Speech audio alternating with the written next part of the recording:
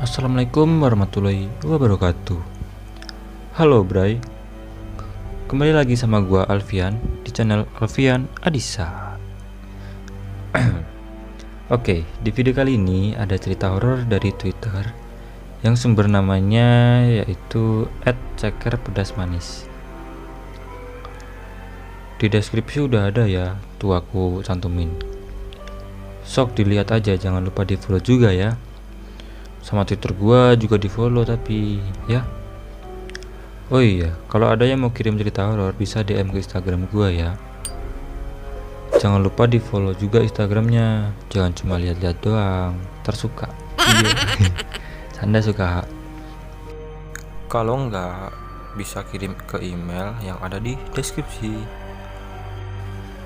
Oke, nggak usah lama-lama lagi. Sebelum ke videonya, jangan lupa tonton dulu yang berikut ini. Sebelum ke ceritanya, jangan lupa kalian subscribe, like, komen, dan share. Subscribe itu nggak bayar dan nggak ribet. Tinggal pencet tombol merah yang ada tulisan subscribe dan tombol loncengnya yang ada tulisan all atau semua. Dengan cara kalian subscribe, kalian sudah bikin channel ini berkembang dan tambah semangat buat bikin konten-konten horor lainnya. Semoga kita semua dihindarkan dari penyakit dan masalah lainnya. Amin. Thanks Bray, semangat terus Bray. Lanjut ke ceritanya.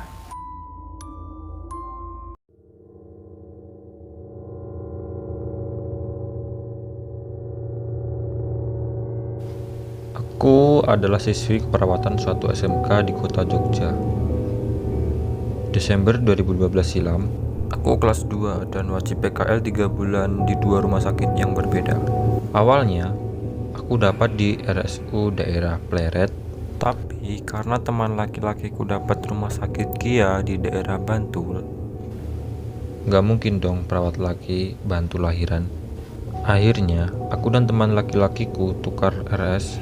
Sesi 1 di RS Kia, daerah Bantul. Sesi 2 di RSU, daerah Pleret. Masing-masing 1,5 bulan. Partnerku ada 3 orang. Lala, Ana, dan Fafa. Itu semua nama samaran ya. H-7 sebelum pelepasan, kami ada jadwal survei atau kunjungan ke RS Kia malam sebelumnya. Lala sempat chat aku di Facebook. "Mak, kita cari kos-kosan di belakang RS aja ya." Aku mengiyakan dan kami meneruskan pembicaraan via BBM kala itu. Paginya, kami berempat bersama satu guru bimbingan survei ke lokasi. Dari luar kulihat rumah sakitnya lumayan kecil. Tidak begitu ramai pengunjung juga. Begitu masuk, rasanya masih normal. Tegang karena ini hari pertama. Untungnya perawat-perawat di sana ramah. Setelah selesai, aku dan Lala survei daerah-daerah sampai ke rumah sakit berharap mendapat kosan yang cukup dekat karena kami ingin bisa hemat. H-4, Lala kasih kabar kalau ayahnya dapat kos lumayan murah. Tapi bukan kos individu, melainkan semacam kamar rumah yang disewakan. Tidak masalah, tanpa berpikir panjang, aku mengiyakan. H-3, aku dan Lala angkut barang-barang ke sana, sembari berkenalan dengan ibu kos. Ibu kosnya muda dan ramah. Dia adalah instruktur senam. Ia tinggal sendiri dengan anak perempuannya, yang seingatku waktu itu anaknya masih kecil, mungkin TK. Rumah itu terletak benar-benar di tengah sawah tanpa ada tetangga di radius 300 meter. Aku dan Lala menyisir seisi rumahnya. Entah sopan atau tidak, tapi kami memang diminta berkeliling sebentar. Aku dan Lala satu kamar, dan tepat sebelahan sama ruang tamu. H-1, aku dan Lala mulai tidur di kamar kos itu. Kami masih bersenang-senang membayangkan bagaimana ketegangan besok pagi mulai PKL. Dulu aku tidak menyadari, tapi kupikir awal teror memang dari malam ini. Atau mungkin sebelumnya. Malam itu, Lala tidur duluan. Aku masih nonton drakor seperti malam-malam biasanya. Tengah malam aku ingin buang air, tapi melihat Lala tidur pulas, aku tidak tega membangunkan. Aku membuka pintu dan tengok kanan kiri. Sepi karena ibu kos dan anaknya sudah tidur. Kamar mandi kami tepat di depan kamar. Selesai buang air, aku langsung membuka pintu kamar mandi karena aku memang tipe orang yang takut di kamar mandi sendiri. Waktu aku melangkah keluar, aku mendengar kulkas terbuka. Refleks aku langsung melihat ke arah kulkas. Tidak ada siapa-siapa. Aku kaget, tapi waktu itu aku hanya berpikir kalau ibu tidak menutup kulkas dengan rapat. Akhirnya aku tutup pintu kulkasnya dan beranjak tidur. Paginya, aku dan Lala berangkat ke rumah sakit. Ana dan Fafa sudah di sana. Hari pertama kami semua dapat shift pagi, mungkin untuk adaptasi. Beberapa tugas kami selesaikan dan sebelum jam pulang, aku dapat jatah ganti infus pasien di bangsal kelas 3. Ruangan itu berisi 6 bed, dan bed yang terpakai hanya 2. Dua-duanya adalah pasien SC, atau umumnya disebut sesar. Selesai mengganti infus, aku segera kembali ke ruang perawat. Saat aku berjalan melewati kamar kelas 2, aku mendengar suara lirih ketukan pintu. Hanya 2 kali ketukan. Aku sempat terkejut dan diam sejenak, tapi kemudian aku mengacuhkannya. Di hari kedua, Ana memutuskan untuk ikut ngekos karena kamar sebelahku kosong. Menurutku, kamar Ana cukup lembab karena tidak ada jendela dan ventilasi, dan rasanya pun tidak nyaman. Tapi kulihat Ana baik-baik saja. Hari selanjutnya, aku shift siang, Lala shift malam. Pagi hari, waktu kami berdua masak, ibu kos menghampiri dan bilang, "Dek, nanti ibu gak pulang. Rara ke rumah budenya. Kalau pergi dikunci ya." Lala menjawab, "Ya bu, nanti malam yang di rumah Eni kok bu. Aku jaga malam soalnya." Ana pagi tapi kayaknya mau pergi sama pacarnya. Aku hanya tersenyum. Mungkin yang kerja di rumah sakit sudah paham bagaimana sistemnya.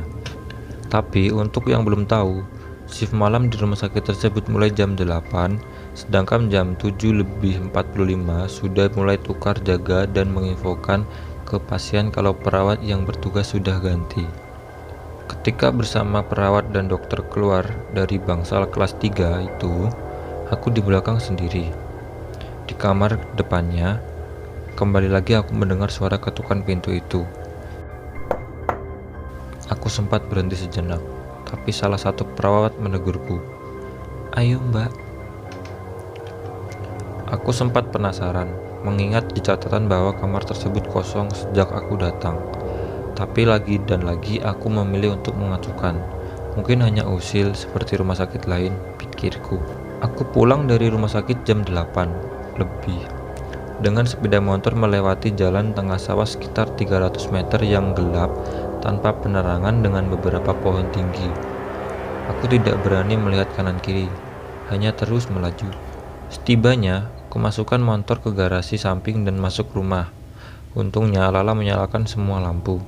Tapi tangga tetap gelap. Oh iya, rumah itu punya tangga, tapi tidak ada lantai 2. Jadi, masih tangga panjangan sebatas untuk menyimpan sepatu-sepatu ibu dan Rara. Aku segera ganti pakaian, kemudian menyalakan laptop mengerjakan escape sembari memutar playlist lagu Noah. Semuanya normal sampai pertengahan lagu semua tentang kita. Aku mendengar langkah kaki entah naik atau turun, tapi memang langkah kaki. Aku memanggil untuk memastikan.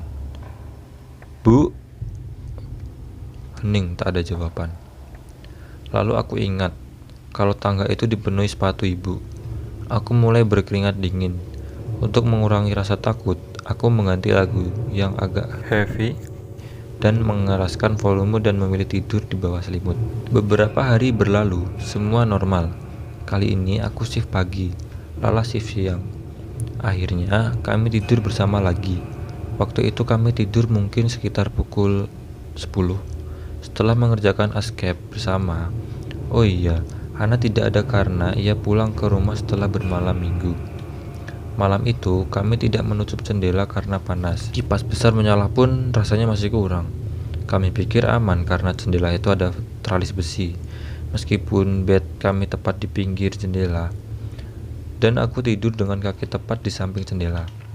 Saat tidur pulas, aku tiba-tiba terbangun karena terkejut. Aku benar-benar merasakan satu tangan yang begitu dingin menyentuh kakiku. Begitu terkejutnya sampai kakiku menjejal Lala hingga ia terbangun. Tapi aku tidak mengatakan apa-apa. Aku hanya langsung melihat keluar jendela. Mungkin ada orang usil. Tapi saat kulihat keluar, tidak ada siapapun. Kamarku benar-benar di tengah sawah.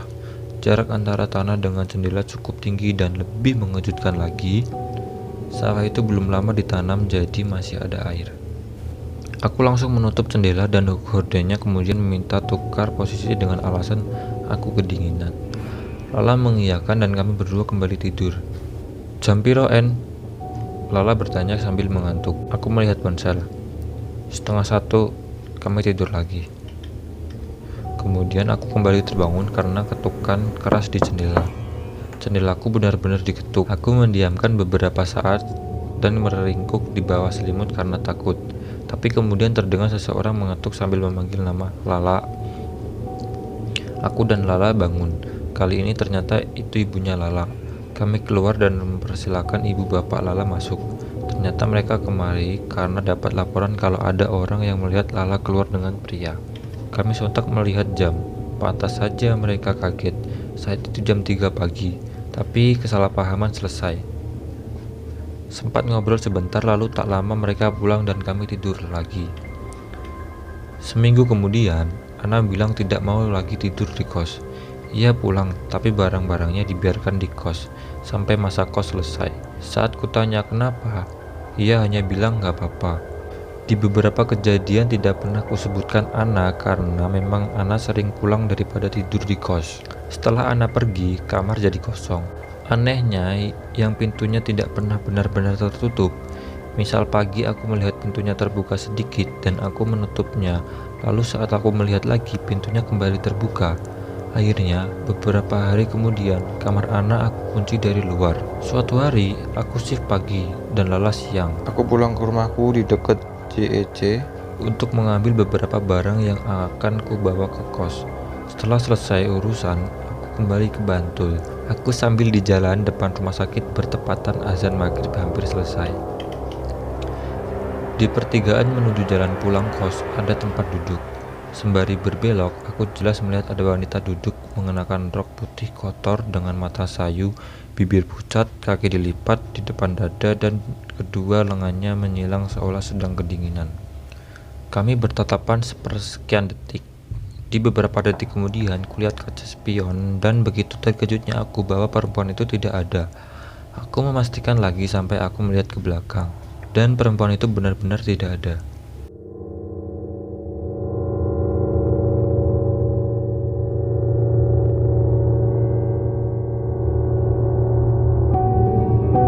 Sampai di kos, hanya ada Rara di rumah.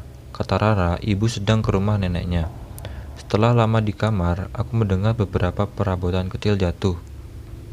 Suaranya tidak keras, tapi terdengar jelas. Aku langsung berteriak kecil, berpikir bahwa Rara melakukan sesuatu. "Ra, ada apa itu?" Tapi aku kaget saat mendengar jawaban Rara dari kamar ibu kos. "Apa, Mbak?" Aku langsung berlari ke dapur. Dan benar saja, kotak makananku dan sebuah padahal kedua barang itu berada di tempat yang tidak mungkin untuk jatuh sendiri.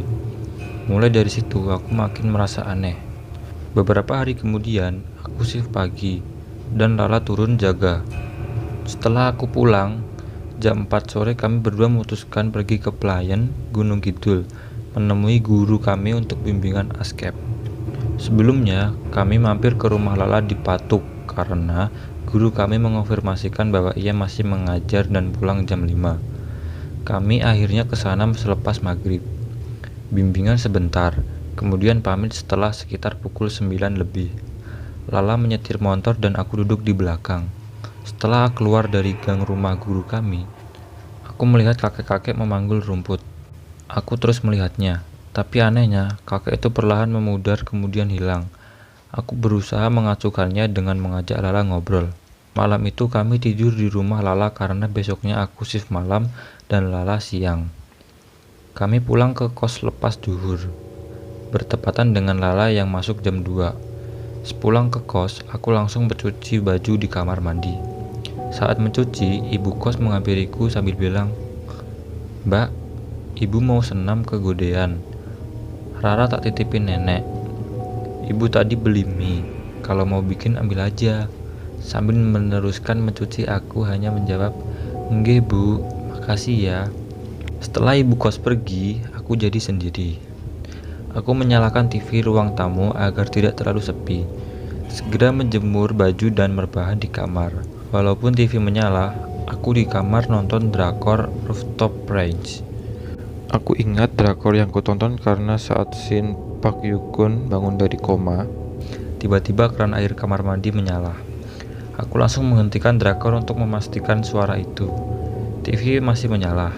Aku diam sejenak mendengarkan suara air mengalir itu. Karena masih sore, aku masih berani berjalan ke kamar mandi dan mematikan keran. Aku berusaha mengacukannya dengan kembali nonton drakor, meskipun masih deg-degan. Karena kejadian itu, akhirnya jam 5 sore aku mandi dan bersiap. Shift malam sebenarnya 2 jam lagi, tapi aku memilih menghabiskan waktu 2 jam itu untuk makan di luar daripada di kos sendiri sampai malam. Dan TV di kos kubiarkan menyala. 2 minggu ke depan, sebenarnya aku mulai terbiasa dengan semua yang awalnya membuatku takut. Mulai dari kulkas terbuka tengah malam, suara orang sedang mandi di kamar ibu kos, ketukan di jendela, mobil yang menyala sendiri, suara langkah kaki di tangga, barang jatuh di kamar Ana, dan lain-lain. Tapi di suatu ketika, saat aku shift siang, waktu itu Lala turun jaga. Aku pulang sekitar setengah 9 malam. Seperti biasa aku lewat jalan di mana aku pernah melihat wanita bermata sayu itu di tempat duduk pertigaan jalan. Sekitar 150 meter setelah pertigaan menuju kos, jalan gelap dan sepi. Lampu motorku menyorot seorang wanita dengan rok putih berdiri di kanan jalan. Tepat beberapa meter sebelumnya, lampu motorku tiba-tiba mati. Aku tetap melaju tanpa melihat ke kanan. Setelah sampai di dekat kos, lampu motorku menyala lagi. Aku segera masuk dan memarkirkan motor, melepaskan sepatu, membuka pintu sambil mengucap salam. Saat akan menutup pintu, refleks mataku melihat ke depan rumah.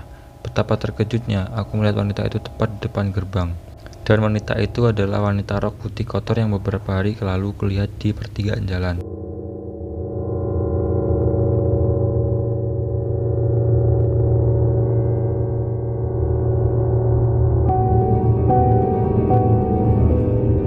Aku menutup pintu dengan keras hingga membuat ibu kos bertanya dari kamar, "Kenapa mbak?" Sambil mengunci pintu, aku langsung menjawab, "Nggak apa-apa bu, tadi cuma kepleset." Ibu menjawab lagi dengan pelan, "Hati-hati." Aku lupa Lala di mana, tapi dia tidak di kos. Aku langsung ke kamar, ganti pakaian dan cuci muka. Setelahnya, aku menyalakan laptop untuk mengerjakan escape dan play YouTube sambil makan beberapa cemilan. Tak selang waktu lama, mungkin sekitar 15-20 menit, ada suara motor Vario masuk garasi. Kemudian suara membuka kunci pintu. Setelahnya, pintu terbuka dibarengi ucapan salam. Aku langsung berlari ke depan sambil menjawab salam. Aku berlari karena aku ingat jelas tadi ibu kos berbicara padaku dari dalam kamar. Kali ini aku memastikan itu benar-benar ibu kos dengan mencium tangannya sambil basa-basi. "Lo dari mana bu?" Aku semakin berkeringat dingin saat ibu kos menjawab, "Ini tadi habis maghrib nganter Rara beli krayon ke..." Malah keterusan jadi belanja banyak banget. Di situ aku hanya menyatakan beberapa kalimat basa-basi karena sebenarnya aku masih sangat shock. Jadi, siapa yang berbicara denganku tadi? Beberapa hari kemudian, aku shift pagi, Lala shift siang. Pulang dari rumah sakit, aku beli roti di toko dekat pasar dan beberapa cemilan karena aku tidak berniat untuk masak. FYI, aku dan Lala biasanya masak sendiri. Hari itu normal, ibu kos dan Rara juga di rumah. Memasuki waktu maghrib, aku segera ambil wudhu kemudian sholat. Selesai sholat, aku berniat baca Al-Quran, jadi mukena belum kulupas. Pas setelah ambil Al-Quran, ibu kos mengetuk pintu sambil bilang, "Mbak, ibu mau keluar bentar, nitip enggak?" Aku bertanya, "Lama enggak bu?" Ibu kos menjawab, "Enggak mbak, cuma beli nasi goreng." Entah mungkin ibu kos tahu kalau aku takut sendiri, ibu kos melanjutkan, "Rara di rumah kok." Ibu pergi, dan aku lanjut ngaji. Aku menghadap ke pintu dan lemari di sebelah kanan. Di sela-sela mengaji, meskipun tidak melihat ke arah lemari, tapi aku bisa melihat di kaca bahwa ada yang duduk di samping kiriku. Sambil agak takut dan berkeringat dingin, aku tetap lanjut membaca Quran. Kali ini aku duduk lebih serong ke kiri, sehingga mataku tidak melihat ke kaca. Bersamaan aku selesai baca Quran, ibu kos pulang. Hari-hari setelahnya, semua normal karena rumah tidak pernah sepi. Aku dan Lala sering tidur bersama dan ibu kos juga sering di rumah. Sampai suatu ketika, 2 minggu menjelang selesai PKL di rumah sakit tersebut, aku shift malam, Lala shift siang. Ba'da Isya, selesai bersiap, aku berniat ambil sepatu di samping kulkas. Tepat saat aku membuka pintu kamar, lampu padam. Semua benar-benar gelap. Aku ambil ponsel di atas untuk menyalakan blitz. Kukira mati listrik, jadi aku segera berjalan ke arah kulkas. Selesai ambil sepatuku, saat blitz HP menyorot pintu dapur, sekilas aku melihat sesuatu mirip kaki yang besar, hitam, dan berbulu jarang. Aku terkejut, tapi bodohnya aku justru berjalan ke dapur dan menyorot ke arahnya. Saat aku berdiri di pintu dapur dan blitzku menyorot ke arah meja makan, saat itulah aku benar-benar ketakutan. Mataku jelas melihat sosok hitam besar yang duduk di meja makan dengan salah satu kaki selonjor ke pintu dapur tadi. Aku tahu ia duduk tapi tingginya melebihi aku yang sedang berdiri. Saat kusorot semakin ke atas, mataku semakin terbelalak. Jantungku rasanya mau copot. Keringat dingin saat tahu sosok mata merah itu melihat ke arahku. Matanya benar-benar merah dan menyeringai. Aku balik badan dan lari keluar rumah. Saat itu aku tahu definisi dari lari tunggang langgang, karena aku benar-benar ketakutan. Aku keluar mengendarai motor dengan kencang sambil membaca doa maupun ayat-ayat Quran yang terlintas di benakku. Untungnya aku masih sempat mengunci pintu. Aku langsung masuk ke ruang perawat. Perawat-perawat di sana yang melihatku ngos-ngosan langsung bertanya kenapa. Aku hanya menjawab, "Enggak apa-apa mbak." Tapi tak beberapa lama aku langsung bicara dengan Lala. "Aja mulai lah, pokoknya neng kene wae. Turun neng kene. Kos mati lampu." Lala mengiyakan. Beberapa perawat hanya menggodaku. Aku hanya tersenyum, kemudian menatap Lala dengan dalam mengisyaratkan bahwa aku serius. Akhirnya Lala tidur di rumah sakit, padahal besoknya ia shift pagi. Saat itu aku masih merasakan perasaan takut itu sampai pagi.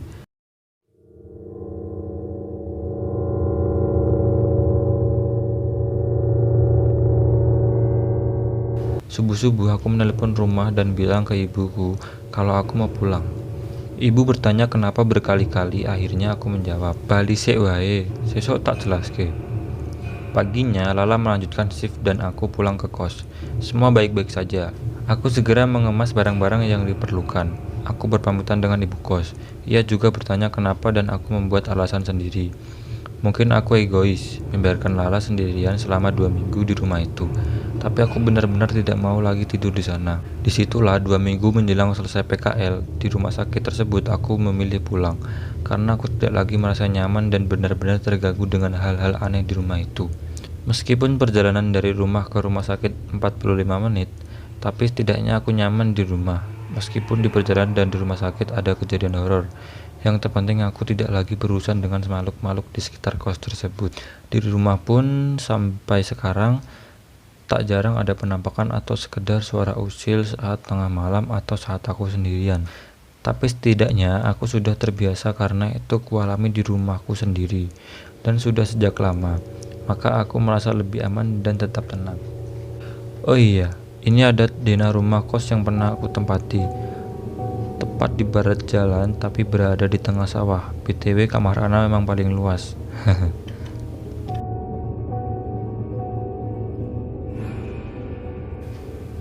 Gimana Bray ceritanya? Serem gak? Kalau dari dengerin sih ceritanya ngeri sih. Apalagi kalian yang ngalamin. Ayo hati-hati kalau kalian ngalamin ya. Was-was aja. Ya udah Bray, makasih ya udah nonton video ini. Jangan lupa di subscribe ya Bray, dan jangan lupa loncengnya biar nggak ketinggalan video-video berikutnya.